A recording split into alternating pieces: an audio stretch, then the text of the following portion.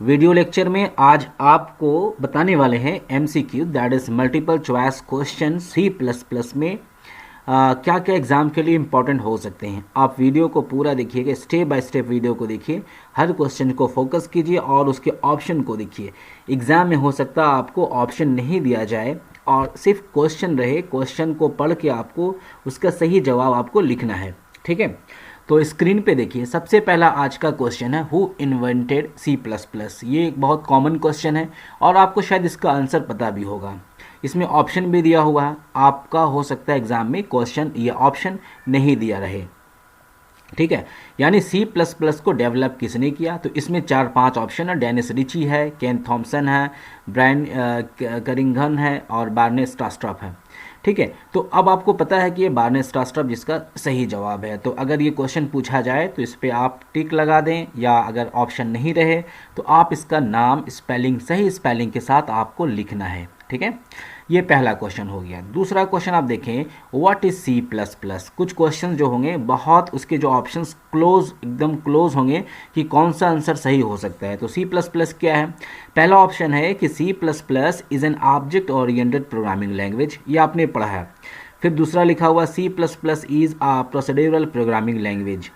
फिर आपने C option C देखें आप, C plus plus supports both procedural and object oriented programming language.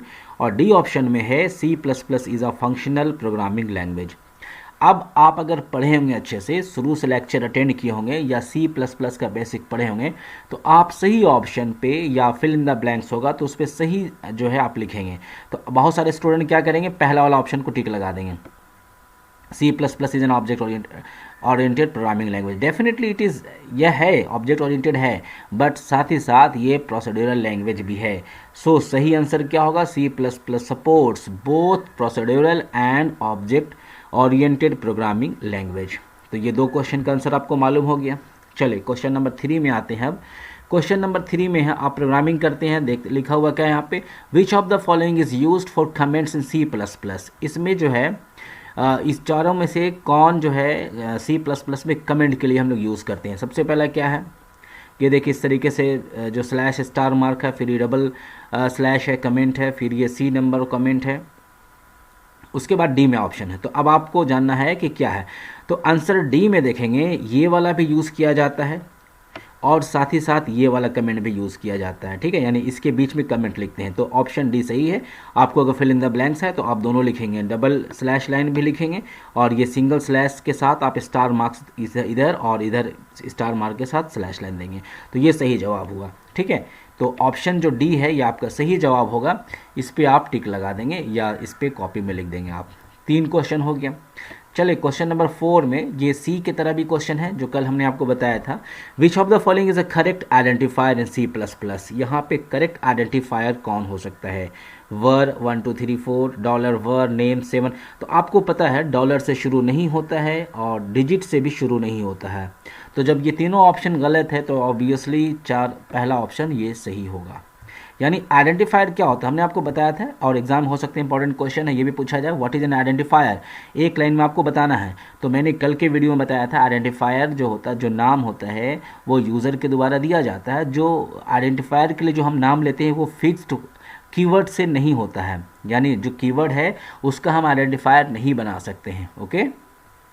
चलें, ये हो गया 4 नंबर। नेक्स्ट क्वेश्चन की तरफ बढ़ते हैं। क्वेश्चन नंबर 5 है, which of the following is not a type of constructor in C plus plus.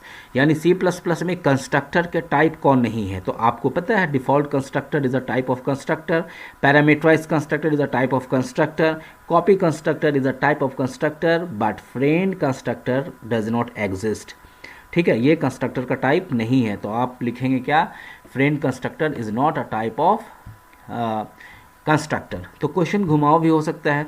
आप याद करके गए कि कंस्ट्रक्टर के टाइप 3 होते हैं, default, parameterize and copy constructor. But आपसे पूछा जाएगा कौन कंस्ट्रक्टर का टाइप नहीं है, तो आप इस तरीके का ऑप्शन है तो आप लिखेंगे। चलें, ये क्वेश्चन हो गया 5 नंबर। क्वेश्चन नंबर 6 है, which of the following approach is used by C plus plus. Very important question. C plus plus में कौन सा मेथड अप्रोच किया जाता है, left right, right left, bottom up, top down. ये आपको गैस करना है, बताना है कौन सा सही जवाब है इसका। थोड़ा सोचें आप।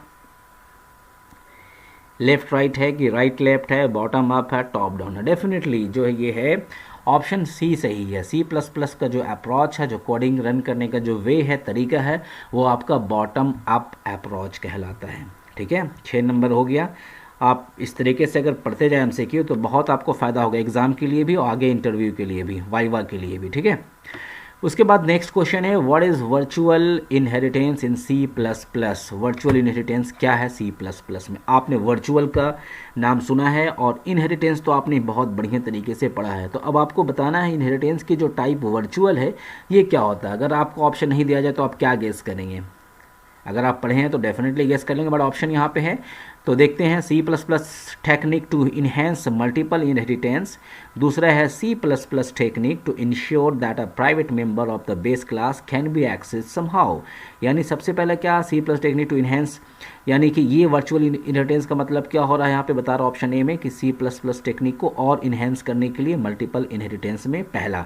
दूसरा क्या है प्राइवेट मेंबर को और जो है क्या करने के लिए class can be access somehow, तो ये भी एक चीज़ है।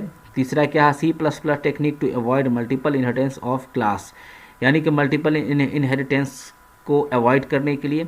और चौथा ऑप्शन जो है C plus plus technique to avoid multiple copies of the base class into children derived class. Definitely option D is right answer. अगर आपने क्लास अटेंड किया होगा, हमारा लेक्चर देखा होगा, तो हमने बताया था आपको वर्चुअल इनहेरिटेंस क्या होता है। इसलिए कि डबल जो डुप्लीकेट जो कंटेंट आते हैं चाइल्ड क्लास में या ड्राइव क्लास में, उससे बचाव के लिए हमारे पास ऑप्शन है वर्चुअल इनहेरिटेंस। ठीक है, चलिए क्वेश्चन नंबर 7 हो गया। क्वेश्चन नंबर 8 की तरफ। क्वेश्चन नंबर 8 में है which of the following is the address operator? Address operator कौन है आप बताएं? @ है, हैश है, एड्रेस ऑपरेटर सी तो ही है, तो ऑप्शन इसका सी ही रहेगा। ओके, तो इसमें आप टिक लगा लेंगे, सी एड्रेस ऑपरेटर कहलाता है, ये एम पर्सन सही जवाब हो गया। क्वेश्चन नंबर 9 देखते हैं which of the following features must be supported by any programming language to become a pure object oriented programming language? इनमें से कौन चीज़ को अप्लाई किया जाए जो कोई प्रोग्रामिंग लैंग्वेज जो बनेगा pure object oriented programming language? ठीक है, तो encapsulation is a part of oops, inheritance is also a part of loops, polymorphism भी है, तो डेफिनेटली सब है, तो ऑप्शन डी सही होगा, all of the above. Okay, ये ऑप्शन आपका, सॉरी ये ऑप्शन जो आपका है ये सही हो जाएगा, ऑल ऑफ द अबव। अच्छे से देखें वीडियो को, आप सोच रहे होंगे कि जल्दी जल्दी आंसर चाहिए, वैसे भूल जाएंगे आप। एक बार क्वेश्चन को रिपीट भी मैं कर रहा हूँ, उसको सुने और लास्ट में देखें क्वेश्चन नंबर 10, जो हमने 10 ही क्वेश्चन का आज जो मैं वीडियो बना रहा हूँ, और कुछ शॉर्ट क्वेश्चन भी बताऊंगा अभी। तो 10वां क्वेश्चन है the C plus plus language is dash object oriented language. अगर थोड़ी देर के लिए इसको हम यहाँ पे ऐसे डिलीट कर दें इसको, तो आप फिर यहाँ पे देखेंगे इस टाइप से क्वेश्चन दिया गया, एग्जाम में क्वेश्चन ऐसे आएगा। ठीक है, the C plus plus language is dash object oriented language, तो आप तो बहुत सारे आप में से बहुत सारे स्टूडेंट लिख देंगे ऑब्जेक्ट ओरिएंटेड, तो आपका आंसर गलत हो जाएगा। ठीक है, और फिर आप लिखेंगे प्योर ऑब्जेक्ट ओरिएंटेड, तो ये भी गलत हो जाएगा। तो इसीलिए इसको मैं समझा रहा हूँ ताकि आप समझ लें और एग्जाम में पूछा जाए तो आप बताएंगे। ठीक है, तो आपका जो ये आंसर ऑप्शन पढ़ें, पहला ऑप्शन क्या है उसको पढ़ लें। पहला ऑप्शन जो है उसको पढ़ें, प्योर ऑब्जेक्ट ओरिएंटेड क्या सी प्लस प्लस है, फिर दूसरा क्या है बी नॉट ऑब्जेक्ट ओरिएंटेड, फिर सी क्या है सेमी ऑब्जेक्ट ओरिएंटेड और पार्शियल ऑब्जेक्ट ओरिएंटेड। डेफिनेटली सी ही तो सही है ना, बिकॉज ये प्रोसीड्यूरल लैंग्वेज भी है और ऑब्जेक्ट ओरिएंटेड लैंग्वेज भी है, तो प्योर नहीं है ये, क्योंकि बहुत सारे आप सी प्लस प्लस का प्रोग्राम बिना क्लास का भी कर लेते हैं। ठीक है, तो प्योर नहीं है। ओके, तो ये हो गया आज के वीडियो का 10 ऑब्जेक्टिव क्वेश्चन जो मैंने आपको बताया। इस सारे क्वेश्चंस को आप, इसका मैं यहाँ पे सही टिक पहले लगा देता हूँ, सारे क्वेश्चंस को आप अच्छे से पढ़ें, समझें और एग्जाम में पूछा जाए तो फटाफट उसको लिख दें। तो इसलिए आपको याद करना पड़ेगा, ये जो आंसर है ना उसको याद करना पड़ेगा विद स्पेलिंग। ठीक है, आप ये ना सोचें कि ऑप्शन रहेगा देख के बना देंगे। चलिए ये हो गया। अब कुछ very objective very short answer type question जो है वो भी 1 नंबर का पूछा जा सकता है। ओके, जैसे सबसे पहले क्वेश्चन यहाँ पे मैं बता दूँ क्या पूछा जा सकता है, आपको एक लाइन में डिफाइन करना है। ओके, जैसे पूछा जाए व्हाट इज एन ऑब्जेक्ट, एक लाइन में, तो ऑब्जेक्ट की डेफिनेशन आपको पता है, it is a real world entity which have properties and methods. आपने पढ़ा है ना, ऑब्जेक्ट क्या होता है, रियल वर्ल्ड एंटिटी जिसकी अपनी प्रॉपर्टीज़ और मेथड्स होती है। चलिए ये पहला क्वेश्चन हो सकता है। दूसरा आपसे पूछेगा व्हाट इज़ क्लास, 1 नंबर का, सॉरी यहाँ पे इस तरीके से लिखा है व्हाट इज़ क्लास, इसको थोड़ा मैं बड़ा कर देता हूँ। व्हाट इज़ क्लास, तो आपको क्लास के बारे में बताना, क्लास क्या है। तो क्लास की बहुत सारा डेफिनेशन है, collection of similar types of objects है, it consist data members as well as member function है, ये पूछ सकता है। उसके बाद पूछाएगा क्वेश्चन में member function can be defined मतलब दो तरीके से डिफाइन किया जा सकता है, इन टू वेज, दो तरीके से। कौन कौन तरीका आपको पता होना चाहिए, एक इनसाइड द क्लास और दूसरा, पहला जो है इनसाइड द क्लास, जो लेक्चर अटेंड नहीं किया शायद उनको समझ में नहीं आएगा, बट जो लोग पढ़े हैं उनको समझ में आ जाएगा। और दूसरा क्या है, outside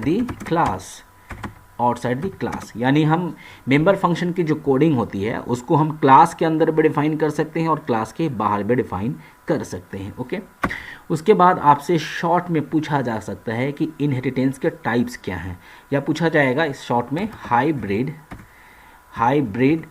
is a type of, उसके बाद इस तरीके से क्वेश्चन रहेगा, आप क्या लिखेंगे, hybrid is a type of inheritance. ठीक है, ये हो गया क्वेश्चन, ये पूछा जाएगा। या फिर आपसे क्वेश्चन ये भी पूछा जा सकता है, ऊपर करता हूँ मैं थोड़ा इसको, इस तरीके से क्वेश्चन आपसे पॉलीमॉर्फिज्म पूछा जाएगा कि what is function overriding, function overriding, ठीक है, या फिर फंक्शन ओवरलोडिंग, ये दोनों जो है फंक्शन ओवरलोडिंग और फंक्शन ओवरराइडिंग, ये दोनों पॉलीमॉर्फिज्म के टाइप्स हैं।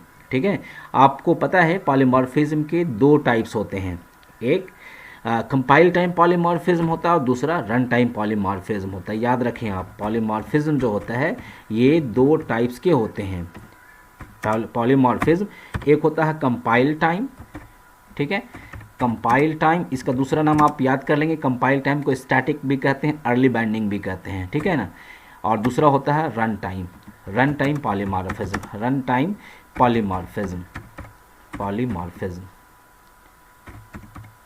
ठीक है। तो ये कंपाइल टाइम का दूसरा नाम हो सकता है अर्ली बाइंडिंग या static binding, run time polymorphism का दूसरा नाम हो सकता है लेट बाइंडिंग या फिर डायनामिक बाइंडिंग, ठीक है ना। तो इस तरीके से आपसे एग्जाम में क्वेश्चन शॉर्ट में पूछेगा। अब आप पढ़ लें, आपके पास कुछ समय है और उसके बाद आप सही जवाब लिखेंगे एग्जाम में तो अच्छे मार्क्स को अचीव कर पाएंगे। साथ ही साथ आपको बहुत सारा नॉलेज आ गया होगा। अगर एग्जाम में सारा क्वेश्चन नहीं आता है फिर भी अगर आप वीडियोस को वॉच किए तो आपने बहुत सारे चीज़ को सीखा। हो सकता है आपके अंदर ये चीज़ डेवलप हुआ होगा कि हमें पढ़ना चाहिए। बहुत सारे स्टूडेंट जो अभी तक नहीं पढ़े हैं और बस इस इंतज़ार में कि एग्ज़ाम देना है और एग्ज़ाम में पास हो जाएंगे, तो वो पॉसिबल नहीं है, आपको पढ़ना पड़ेगा। ओके, चलिए मिलते हैं फिर नेक्स्ट टाइम नेक्स्ट वीडियो के साथ। Thank you very much.